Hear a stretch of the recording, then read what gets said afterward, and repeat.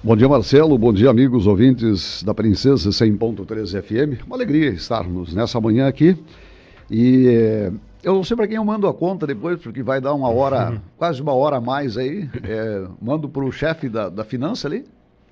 Certo. Brincadeira. Muito obrigado, Marcelo, pela cedência aí. Você que comanda das 8 até as 10 horas da manhã. E depois a gente faz aí o Bandas.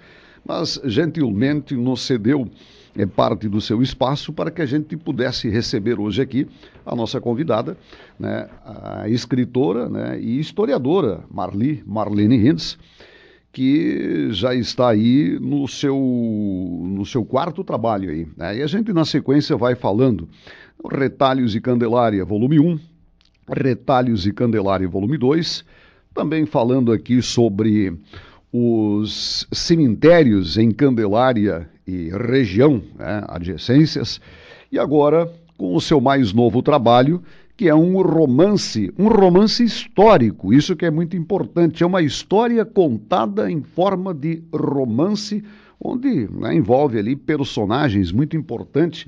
Eu não li todo, mas li parte já desse romance ali, No Mundo de Laísei. Com certeza é uma bela de uma história e muito bem retratada, muito bem contada. Marli, é uma alegria ter você conosco nessa manhã aqui na Rádio Princesa para falar um pouco desse seu novo trabalho e, claro, retratarmos também aqui, nos reportarmos um pouco dos seus trabalhos já realizados anteriormente. Muito bom dia.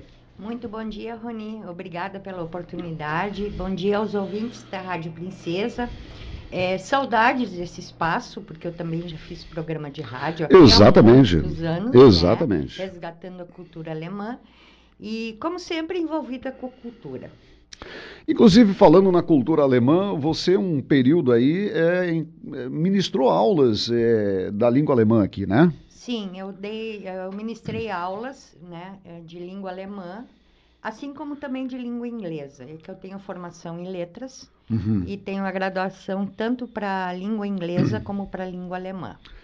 Bom, nós falando aqui dos Retalhos e Candelária, volume 1, volume 2, essas edições aí praticamente esgotadas já, né? Um bom tempo, né, Marlinha? Sim, inclusive dois livros foram totalmente pirateados e vendidos nas mídias digitais, né?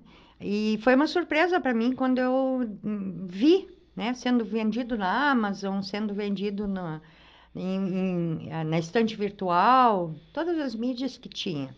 Eles ficaram esgotados. Tem alguns volumes ainda, né? Mas assim, o interesse agora é focar nos romances, porque a parte histórica, por exemplo, dos retalhos, eu já trouxe nesses dois livros de história. Agora é contar o que faltou e de uma forma diferente. E o livro Cemitérios em Candelária e Adjacências?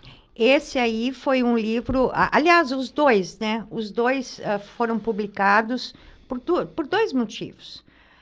Primeiro, que eu vinha pesquisando a história de Candelária, mais de 30 anos que eu faço isso de forma voluntária, por amor ao município e aos candelarienses. E aí, o que aconteceu? O pessoal de fora, houve um período assim, em que todo mundo queria uma cidadania alemã. E tinham os ancestrais, os imigrantes vindo a Candelária. Então, eles me pediam muito. E eu não tinha tempo, assim, até para atender todos. Aí eu pensei, eu vou publicar todos os dados num livro, vendo o livro, né? E a mesma coisa os cemitérios, porque precisa, digamos, comprovação da onde, né, se faleceram aqui, se tu tem uma foto de uma lápide, né, ou tem isso publicado num livro, tudo serve como referência para que eles consigam... É um documento. É um documento, exatamente. E é uma forma também de preservar, por exemplo, cemitérios em Candelária. Às vezes dá muita tristeza, assim, ver, né, indo de novo nesses locais, que essas sepulturas hoje em dia não existem mais. Sim, tem cemitérios que estão completamente abandonados, né? Essa é a frase mais correta, abandonados, né? As pessoas não preservaram ali, né, os restos Ou mortais fizeram dos novos ancestrais. sepultamentos, né? Fizeram novos sepultamentos, porque, por exemplo, Tyr é um cemitério grande, mas ele teve aquele problema das enchentes, que muitas lápides foram levadas embora, né? Sim. Tem aquele espaço assim, mas é um dos poucos ainda que tenta preservar. Porque é a história da localidade. Se tu tem as lápides num cemitério, tu sabes quem, Sim. né? Ali retrata a história e a origem do povo. Exatamente. Já que documentação havia muito pouco. Muito bem. Bom, então agora vamos para o mundo de Laísa. Vamos falar sobre esse seu novo trabalho, onde você fala das reduções Jesus Maria, São Cristóvão, né? Isso, fatos de 1632, 1636 e dali para cá. E você usou aqui personagens muito importantes, a forma, quero lhe parabenizar aí, a forma em que você encontrou aqui para contar, retratar essa história aqui com, né, essa jovem também, um sábio que de repente surge, né, na frente dela, ao lado dela, e a partir de então começa toda a retratação e o conto da história. Então gostaria que você falasse agora sobre essa maravilha do mundo de Laísa. Bom, esse livro era para ter sido o primeiro. Os históricos até eu não tinha intenção, quando eu pensei em contar a história de Candelária, era partir logo com romance. Todavia, a pergunta que eu me fiz, assim, ó, assim como eu, há 30 anos atrás, não conhecia praticamente nada sobre o município, tá? Eu ficava pensando assim, se eu criar um romance que a gente usa, às vezes, elos para contar e que são fictícios, as pessoas podem acreditar, por desconhecer, que aquilo é verídico. Então, eu primeiro resolvi lançar livros de história, para depois, então, partir para os romances. Esse aí é o primeiro. Vão ser 3, é uma trilogia, tá? Então, para retratar, basicamente, até 1950, desde o início, porque a nossa história de Candelária não começou com a imigração portuguesa e alemã. A maioria das pessoas desconhece, porque isso até era meio que um tabu, sabe, Roni? Essa questão indígena, a questão jesuítica.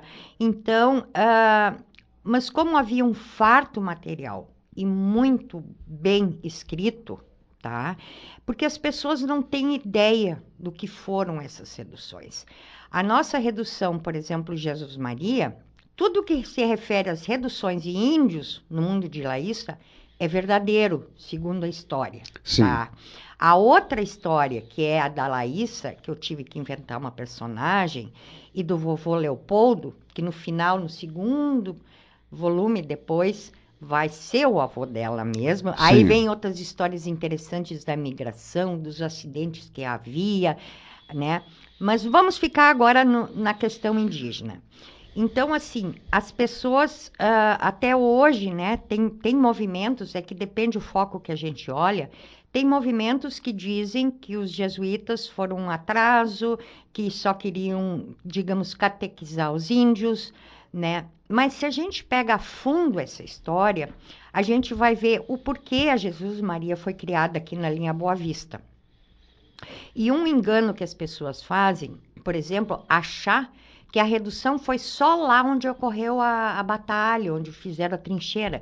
Não, a redução Jesus Maria abrangia desde lá de cima até as margens do Rio Pardo. Do outro lado também tinha índios, né? Então, todos esses índios, da onde surgiram? Já havia vários guaranis aqui, mas quando as reduções no Guairá foram destruídas, que eram mais lá para cima, para o Paraná, o que os jesuítas fizeram? Aqueles índios que sobraram, que sobreviveram por um ou outro motivo, eles trouxeram e uniram com os índios daqui, né? Porque, unificaram.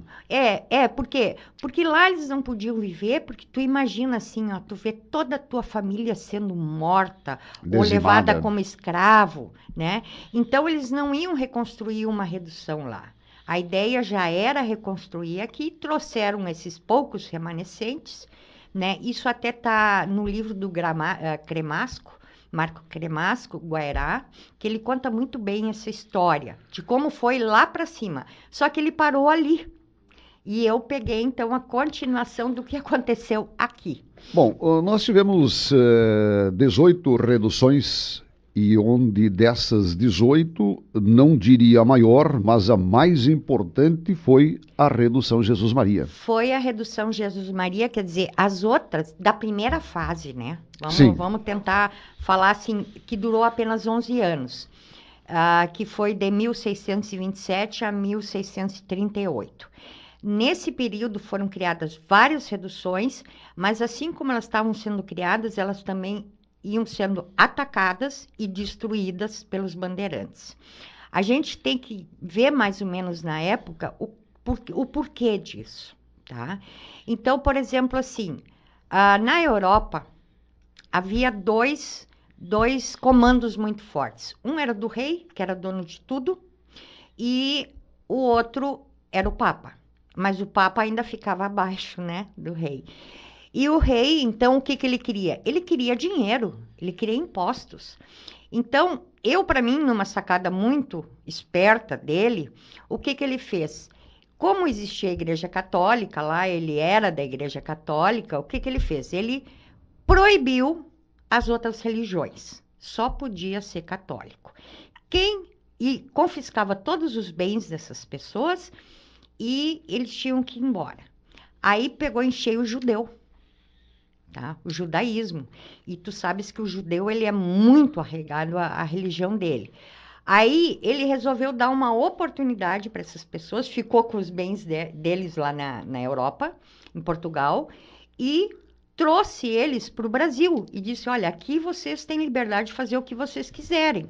E cobrava altos tributos em cima dos escravizados. A primeira escravidão que a gente teve na América não foi a dos negros trazidos da África, foi de indígenas. Só das duas reduções aqui de Candelária, saíram 25 mil índios escravos para São Paulo, acorrentados, passando fome, aquela coisa toda. Tá? Então, o que aconteceu? Ele mandou esses judeus para cá, que por sua vez tinham muita raiva da Igreja Católica. Porque se não fosse a Igreja Católica, eles permaneceriam com a religião deles. E por isso que eles destruíam de tal maneira e de tal crueldade, quem eles podiam levar de escravo, que era forte, novo, e acorrentado para São Paulo, Porto dos Escravos. Quem era fraco, mulher gestante, criança, velho, doente, era morto. Sabe? Uhum. Porque se fosse apenas na busca de escravos, não haveria necessidade de matar esses. Mas eles dizimavam, tocavam fogo em tudo, levavam o que importava, gado, confiscaram. Aliás, o gado, né? Nosso gado que nós temos aqui, os cavalos, isso não havia na América. Isso foi trazido pelos jesuítas. Muito bem. Bom, e no livro No Mundo de Laíssa, você retrata exatamente essa história, esses fatos. Esses fatos. Eles foram muito bem pesquisados, no final pode-se ver, né, a pesquisa que foi feita no material muito importante, porque a gente tem que considerar, por exemplo, o jesuíta. Existe muita lenda em cima. Os jesuítas foram um segmento diferente da Igreja Católica, tá? Porque a Igreja Católica, no fundo, também queria dinheiro, tá? Mas os jesuítas, eles tinham um propósito, assim, de ajudar as pessoas e converter a Deus. Eles não estavam a fim de mandar lucros nem para o Papa, nem para o rei. Sim. Então, ali eles se ferraram, tu entende? Porque quando o Papa veio, que houve aquela grande discussão, se tinham que ser expulsos ou não, se tinha que terminar, até aí os jesuítas sempre diziam, não, mas o índio é um explorado, ele é pobre, então a gente vai fazer exércitos para suprir necessidade. Por exemplo, o Império precisava de uma estrada, era índio que abria. Precisava de gente para trabalhar numa mina, era o índio que... Essa era a mão de obra que era usada. Daí eles pagavam com trabalho, né? Porque o regime que havia dentro das reduções era um regime de trabalho muito bom. Cada um trabalhava conforme a proporção do esforço necessário. Então, tinha índio, por exemplo, que saía para derrubar árvores, para fazer aqueles instrumentos musicais, os móveis, as portas. Esse pessoal trabalhava menos horas, só 4 horas por dia, né? E o resto, alguns trabalhavam, mas nunca ultrapassava 6 horas por dia, né? Então não havia, digamos assim, uma exploração da mão de obra. E o jesuíta, ele foi nesse sentido, assim, de proteger o índio, sabe? O índio caiu no gosto, embora muitos tenham sido martirizados e de maneira cruel, principalmente no início, né? Mas, e aí a gente tem que ver também quem eram esses jesuítas. Porque o que aconteceu? Esses jesuítas, de novo, na época, lá na Europa, existia o rei, que era dono de tudo, e existiam os senhores feudais, que eram proprietários de algumas coisas e que trabalhavam para o rei. Mas isso era uma minoria. O resto era povo que era braçal, que não tinha estudo, uma série de coisas. E esses jesuítas, eles eram aristocratas, eles eram filhos desses senhores feudais. Então, quando se diz assim, não, o jesuíta veio só com a finalidade, digamos assim, de explorar, isso não é verdade, porque eles teriam ocupado altíssimos cargos junto ao rei e preferiram o quê? Vir para cá, se enfiar no meio do mato, onde era tudo desconhecido, andavam assim em farrapos, né? Mas tinham uma cultura fenomenal, porque esses tinham acesso à escola, esses aprendiam por exemplo, manusear ouro, ferro, né? Tanto que eles faziam os sinos, aquela coisa toda, para as igrejas, os castiçais. Isso tudo era feito aqui. Tinha outros que eram médicos, que estudavam as plantas, né? Estudavam as plantas para remédios. Outros, os minerais. Então, se hoje nós sabemos muitas coisas de animais e plantas que havia naquela época, é graças a essa gente, porque eles registravam tudo, tudo. Muito bem. Bom, e o livro O Mundo de Laíssa, que traz essa história aí uma sequência delas. E é importante como surgiu a ideia de você criar esses personagens para, digamos assim, montar esse romance e poder, através disso, trazer a história. Olha, eu não sei os outros escritores, mas eu acredito que é mais ou menos uma regra. Quando a gente abre o computador, senta na frente da tela em branco, a gente deixa as ideias brotarem, tá? E vai colocando no papel. É um processo trabalhoso? É, porque o início, a criação, digamos, a inspiração primeira que a gente põe no papel é uma coisa. Mas depois vem todo um trabalho braçal, que correções, correções, adequações, repetições, o que faltou, né? Que não veio na hora, porque assim, como é que eu vou te dizer? Os textos, por exemplo, que estão ali em itálico, são de outros autores que eu reescrevi, unindo às vezes 2, 3 escritores, porque tinha uma coisa importante num que não aparecia no outro, e no outro tinha outra coisa importante. Então, assim, é quase um trabalho braçal. Mas a forma como veio a Laíssa, como veio o vovô, como veio os outros personagens, é nisso que a gente entra quase que num transe, assim, sabe? Deixa as ideias vir e vai colocando no papel. Bom, nós conversamos outro dia, quando você me agraciou, inclusive com esses exemplares aqui, incluindo No Mundo de Laíssa, nós falávamos que você foi desafiada a criar esse romance. Foi verdade, é verdade. Aconteceu assim, no ano de 1992 a 1994, eu fazia uma oficina de criação literária na PUC. E o autor, o professor na época, que era o Assis Brasil, chegou um dia para mim e disse assim: Marli, me diz uma coisa, o que que vocês, alemães, estão fazendo em prol da cultura de vocês?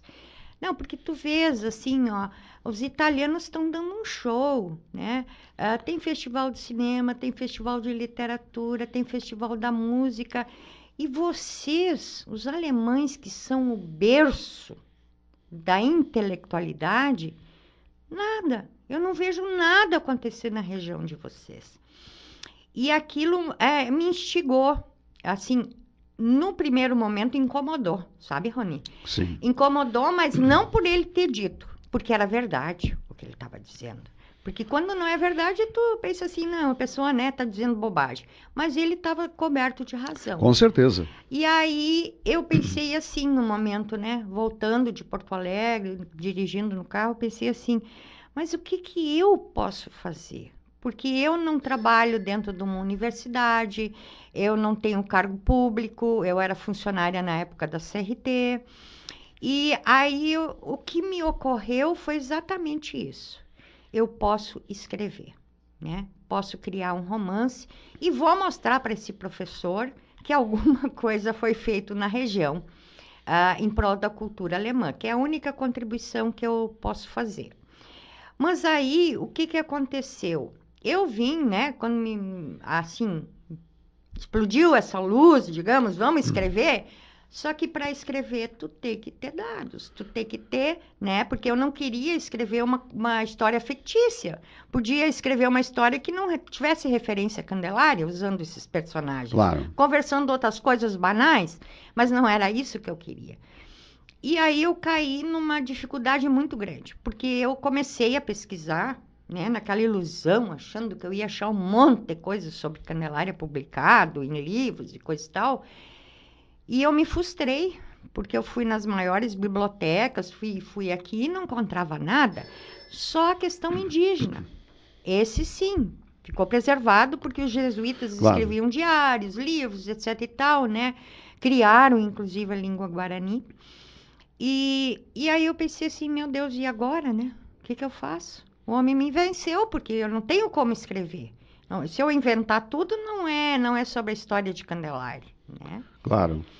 E só que daí, nesse meio tempo, a minha mãe faleceu de morte súbita, meu pai entrou em depressão, e todo mundo que ia lá em casa, assim, falava só da mãe, ele ficava cada vez mais triste, até que um dia eu disse, não, chega, vamos sair pelo interior, mostra para tua neta, que tinha 7 anos na época, aonde tu nasceste, onde é que tu estudou, se ainda tem a escolinha, né?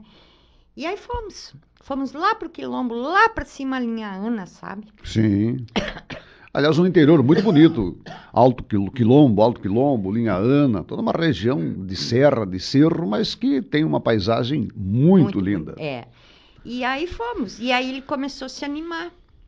E na volta, claro, a casa deles não existia mais lá em cima na linha Ana, mas tinha a estradinha, assim, muito bonita, feita pelos imigrantes, claro, né, na época, coberta, assim, por cima com árvores. E a gente deixou o carro estacionado lá num lugar e subimos. E quando nós voltamos, um amigo do meu pai, um vovozinho, que conhecia ele, disse, Rachel, o que que tu tá fazendo aqui? E aí ele, bem feliz, disse, não, eu vim mostrar para minha netinha onde é que eu nasci e mostrar para ela. E era um lugar lindo, sabe? Tinha uma fonte assim que começava ali. E aí os dois começaram a conversar, sabe, Rony? Começaram a conversar. Te lembra aquela vez no baile do fulano, assim, assim, assado? Ou na escola, professor tal? Ou um médico, aquele que fez uma cirurgia Y? Aí que eu fiquei sabendo que na linha do Rio tinha bem antigamente tinha tido um hospital. Eu não sabia até então. E aí me ocorreu, é através da memória que eu vou conseguir recuperar. E a gente começou a sair porque fazia bem para o meu pai, ele pensava em outras coisas, participava, dava opinião, porque ele conhecia quase todo mundo, que a gente tinha que entrevistar pessoas mais velhas, né? Da idade dele, assim, para contar as coisas. Claro. E eu fui tomando nota, fui pegando fotografia para escanear, identificando quem era, Criei um acervo fantástico de quase 3.000 fotografias bem antigas. Claro que muitas eu não consegui mais identificar. Mas, assim, tudo isso serviu, então, né, De base. de base. E, por exemplo, no segundo e no terceiro volume, vão vir coisas, assim, que eu nunca vi registrado em outros livros, né? Assim como a maioria das pessoas desconhece a história das reduções. E o meu objetivo primeiro, Rony, assim, quando eu comecei a escrever esses livros, foi que as pessoas daqui tivessem conhecimento da sua história. Porque antes da gente partir para a história do Brasil, para a história do Rio Grande do Sul, eu acho que as pessoas têm que conhecer bem a história do local onde vivem. O seu município e o seu povo. E o seu povo, exatamente. Então, o que que aconteceu? As pessoas daqui, assim como eu, não conheciam praticamente nada.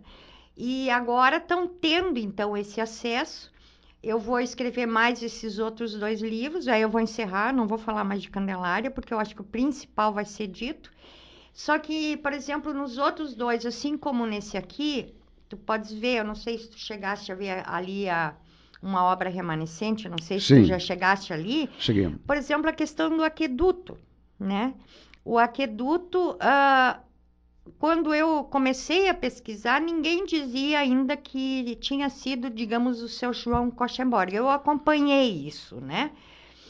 O primeiro a se interessar por essa história foi o Marco Malman, que ainda conseguiu conversar, está registrado no jornal, com um vovô, que eu acho que era neto do Kellerman, que tinha a primeira olaria em Candelária.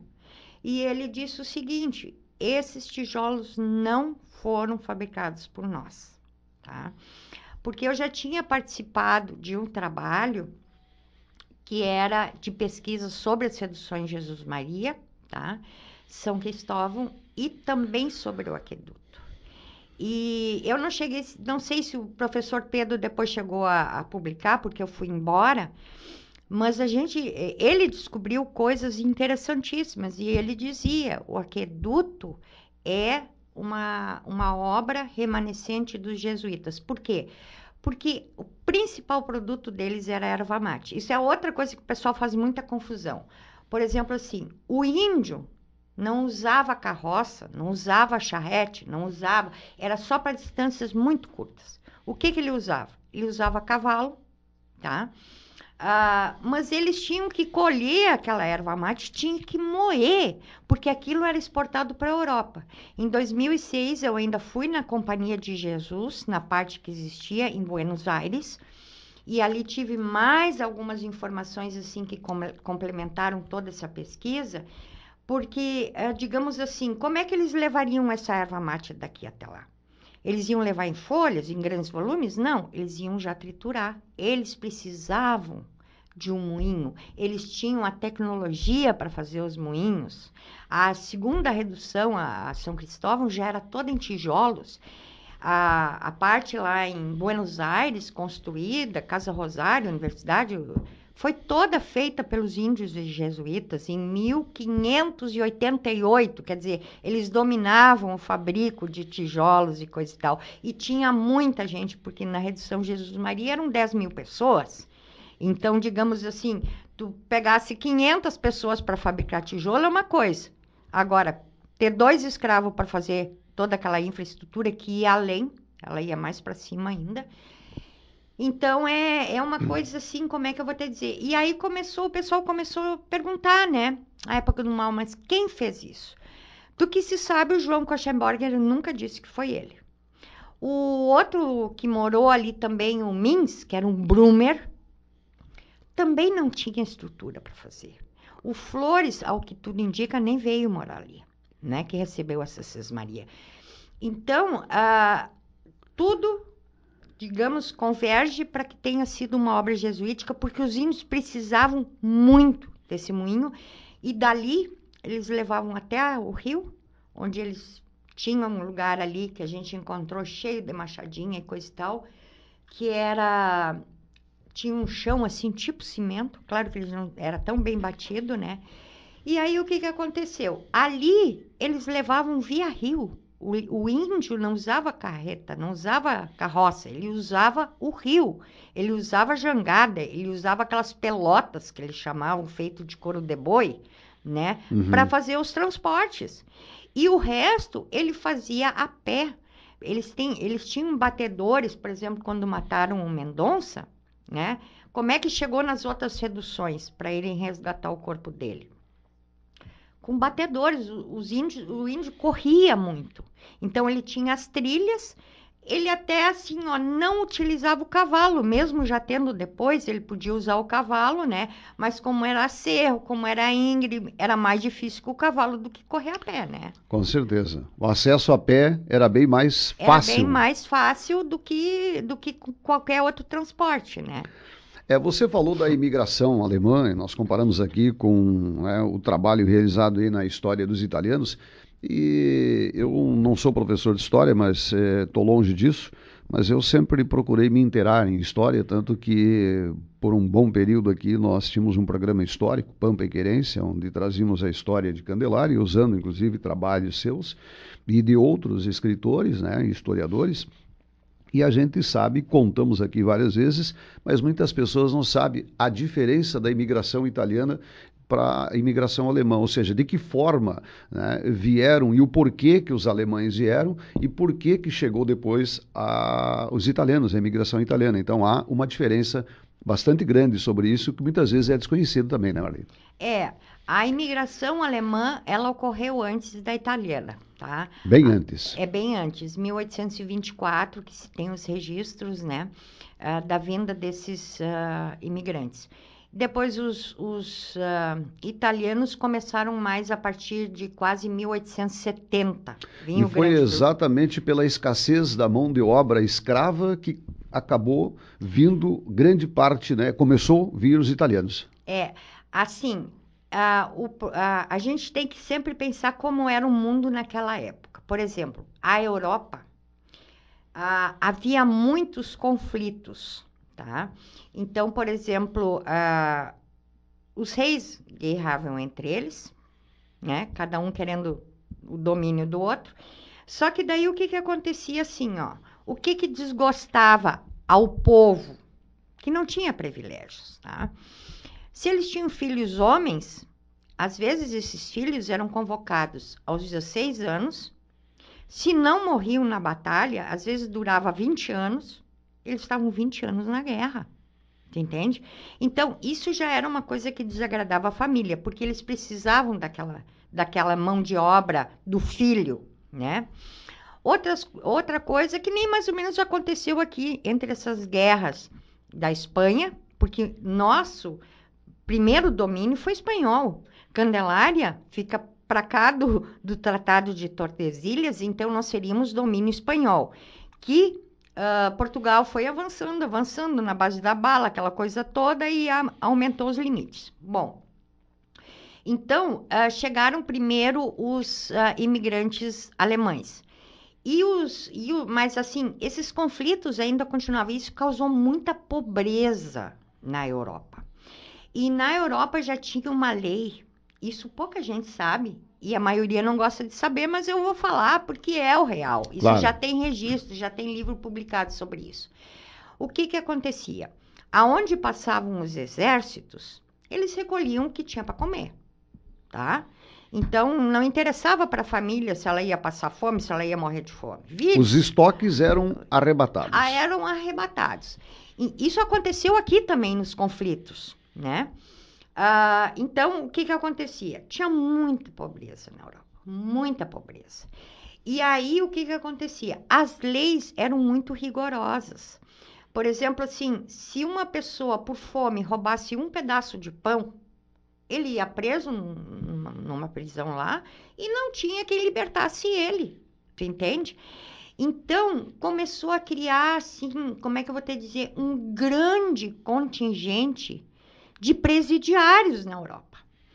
E, de novo, tanto Portugal como o Império da Prússia, que depois se dividiu e formou a Alemanha, a Áustria, o que eles fizeram? Eles sabiam que aquelas pessoas não era, como é que eu vou te dizer, bandidagem braba, tá?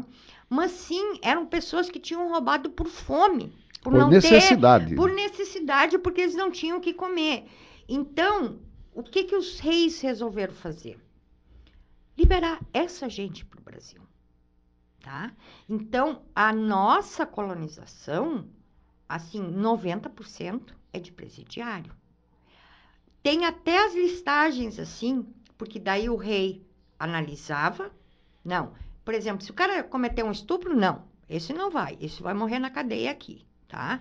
Mas se o cara roubou uma galinha, roubou um cavalo, porque precisava ir não sei para onde, porque naquela época um cavalo era caríssimo, que tem um carro Com hoje, né? certeza. E então, delitos menores, essas pessoas receberam então uma alforria para vir para o Brasil e receberam um auxílio para não ficar tão com uma mão na frente e outra atrás. Então, eles escolhiam lá, mandavam para o imperador aqui, ele analisava a lista e dizia, pode mandar vir. Mas o Império brasileiro também tinha outro interesse. Ele não queria só gente para colonizar. Ele queria também gente do exército para defender as fronteiras, que praticamente ele não tinha. Reforçar, né, as forças, digamos, do exército aqui. E aí criou um problema na Europa, embora o sogro dele, né, fosse o imperador da Prússia, ele ficou com medo, assim, ó, que o genro fosse criar uma potência aqui e atacasse depois a Europa. Então, eles limitaram a vinda desses militares, porque como as guerras iam terminando na Europa, sobrava militar, tu entende? E tudo tem um custo, porque essas pessoas eram muito bem remuneradas. Aí eles fizeram aquele outro esquema, né? Não, os militares, o grande número de militares foi para os Estados Unidos. Por isso que a gente entende por que os Estados Unidos é o país da guerra, né? Sim. Que domina. Porque eles receberam a maioria dos Brumers. Para o Brasil, há convergências, assim, nunca se soube ao certo quantos vieram. Para a Candelária, eu consegui o número de 81 Brumers que vieram. E aí eu entendi por que no interior tinha tanta sociedade. Porque esses caras sabiam, assim, ler, escrever, tinham uma boa formação, mas eles não eram para trabalho braçal para as lavouras. Então, o que esses caras faziam? Eles criavam sociedades, eles criavam as escolas, eles criavam os grupos de leitura, né? E eles recebiam do Império aqui uma remuneração mensal pequena, né? Mas então, assim, por exemplo, as escolas, não se pagava o professor, mas se dava comida. Por exemplo, o pai lá tinha um filho, ele dava um saco de feijão para o professor, que é uma moeda de troca também, tu entende, Roni? O escambro. E aí então eles faziam assim, eles faziam essas trocas, só que como é que eu descobri isso? Num jornal muito antigo, editado ainda em alemão gótico, eu acho que é 1890, por aí, não me lembro bem a data do jornal, onde eles, aparece inclusive um que é meu ancestral também, né? Colocaram assim uma foto convocando todos os companheiros de guerra, né? Para formar a sociedade deles, né? E ali eles mencionam que eram 81. Então, naquele ano ainda tinha 81. Pode até ter vindo mais. Mas aí eu consegui entender por que e eles puderam escolher as terras aqui, né? Por que tinha clube de tiro na linha do Rio, na linha Curitiba, na linha Brasil, que na época tinha outro nome. Falando na linha Curitiba, hoje ainda nós temos lá uma forte sociedade, a Guilherme Tell. É a Guilherme Tell, exatamente. A sociedade de atiradores. Guilherme e ainda Tell. Tem um local onde eles praticavam os tiros, né? Exatamente. Pois é. Então, essas sociedades foram formadas pelos Brumers. Só que o grande contingente de Brumer foi para os Estados Unidos. No Brasil, assim, o cara lá que, digamos, buscava colonos também para vir, outras pessoas, teve que infiltrar, sem o rei muito lá da Europa saber, né, da Prússia saber que estavam vindo militares, mas alguns queriam vir para cá porque os parentes já tinham vindo, né? Mas a recepção, a princípio, não foi tão boa como o pessoal Não foi tão esperava, calorosa. porque lá eles diziam uma coisa e aqui acontecia A realidade outra. era outra. A prática era uma e a realidade era outra. Como sempre, né, Rony? Com certeza. Bom, Marli, assim, ó, vamos, antes de encerrar aí, estão faltando só 6 minutos para ser 10 horas, na sequência teremos a notícia na hora certa. O pessoal que está nos ouvindo e queira adquirir esse trabalho aí, como é que faz? Bom, aqui em Candelária, tá? Eu tenho alguns pontos de venda, não restam mais muitos exemplares. Ali no Volman, tem na Paróquia Católica, tem no Hotel Michels. São pontos de venda, assim, na Sim. Farmácia Kercher, né? Quem quer adquirir de noite, que vem de outra cidade, pode ir ali no Barão também. Quer dizer, no Michels e no Barão é de noite e final de semana, né? Nós teremos agora no mês de outubro a realização da Feira do Livro. Vou Certamente estar lá. você estará lá também com Já o seu fui stand. convidada. Já foi convidada. Exato. E terça-feira eu estou embarcando para o Rio de Janeiro para participar da Bienal Internacional do Livro durante uma semana, porque o livro vai ser lançado lá também, né? Quer dizer, é uma boa forma de expandir sobre Candelária, né? Até pessoas já fazendo contato. E tem também, por exemplo, de outras cidades que não queiram vir a Candelária para adquirir, tem o meu site, que é www.marlenehins.com. Você também tem um canal no YouTube, aliás, está sendo filmado aqui, né? Com a Luísa. A Luísa. A Luísa. Muito Isso. bem. É. Um abraço para você, viu, Luísa? Nesse canal do YouTube seria interessante quem gosta de história se inscrever e também, como o YouTube seleciona, então teria que, digamos, curtir, comentar, né? Para que receba sempre o aviso quando eu publicar coisas novas, porque eu não vou ter tempo para estar avisando todo mundo, botei uma coisa nova sobre Candelária no YouTube. Né? Para acessar o YouTube... Marli Marlene Hins. Bota meu nome ali e já aparece. Já vai aparecer. Muito Exato. bem. Vou acessar também, tá? Então tá, e te Valeu. inscrever, né? Com certeza, vou me inscrever também, tá? Mas inicialmente te agradecemos, tá?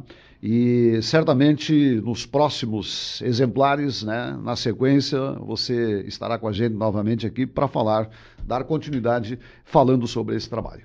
Eu que agradeço, Rony, e eu acho que para as pessoas, né, os ouvintes, foi bem interessante, porque talvez nem tivessem conhecimento sobre esses fatos que estão acontecendo, esses livros que estão saindo, e também sobre a própria história, né? E é sempre importante dizer assim, a gente não é apenas matéria e trabalho, a gente é também espírito, e a leitura é o que nos acrescenta, o conhecimento é que nos acrescenta. Aliás, eu costumo dizer o seguinte, que povo sem história é povo sem cultura. E nós temos história. Então, basta se inteirar para ter cultura. Muito obrigada. Um grande abraço, bom dia, sucesso para você. Obrigada. Mais uma vez, parabéns pelo trabalho.